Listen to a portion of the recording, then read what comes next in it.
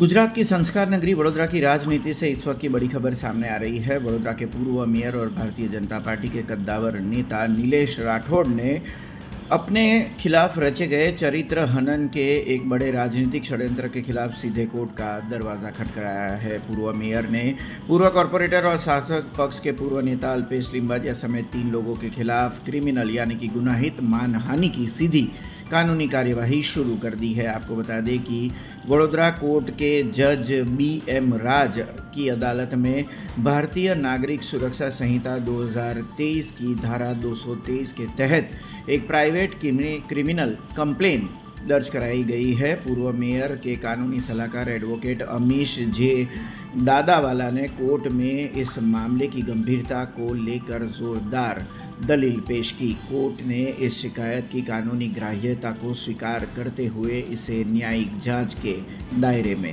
ले लिया है। एक्चुअली जे आ कोर्टनी मैटर है एनु अमने ध्यान में नहोतुं। अमीशभाई साथे अमीशभाई अमारा मित्र है अने आम ज बैठेला अने चर्चा थई।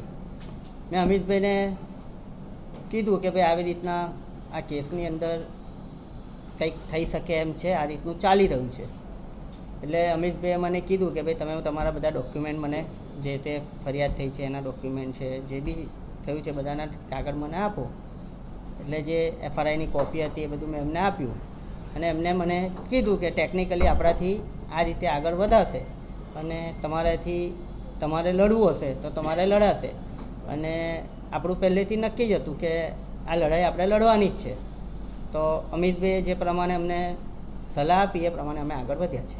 આ પ્રેસ કોન્ફરન્સ આજે બોલાવવા પાછળનો હેતુ એટલો છે કે વડોદરાના પ્રથમ નાગરિક જે તે વખતના નિલેશભાઈ રાઠોડની ઉપર જે ડિફેમેશનની એક પત્રિકા છાપવામાં આવી હતી, સર્ક્યુલેટ કરવામાં આવી હતી રાષ્ટ્રીય કક્ષાએ અને રાજ્ય કક્ષાએ, એની વિરુદ્ધમાં નિલેશભાઈ કાયદાકીય સલાહ મળ્યા પછી કોર્ટમાં ગયા છે અને પોતે એક ખાનગી ફરિયાદ દાખલ કરી છે।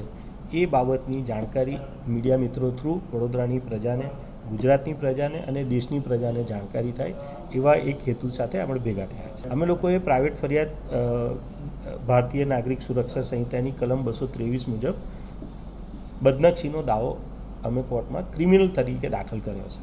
અલ્પેશ લીંબચિયા છે, અમિતભાઈ લીંબચિયા છે અને એક નાઈ કરીને બીજા ભાઈ છે, જે એમણે આ જે કંઈ બી પત્રિકા કાંડ થયું એમાં 3 જણા એક્ટિવલી ઇન્વોલ્વ હતા એવું पुलिस चार्जशीट કહી રહી છે ને એ 3ની સામે અમે ફરિયાદ दाखिल કરી છે। हमसे जुड़े रहने के लिए हमारे YouTube चैनल को सब्सक्राइब करें और नई वीडियो की नोटिफिकेशन के लिए बेल आइकॉन को दबाएं।